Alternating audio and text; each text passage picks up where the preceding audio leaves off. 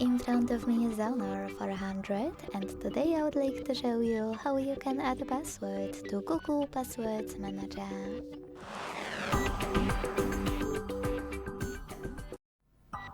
Begin by opening Settings and scrolling all the way down to tap on Google. Then choose All Services. Scroll down again and tap on Autofill with Google. Then choose Google Password Manager and finally hit Add Password over here. Now input all of those informations. At the top, select any website or click on Select App and tap on a chosen one. Then enter your username, email or phone number, password,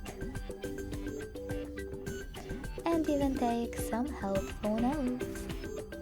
When you've finished, hit save at the top right corner.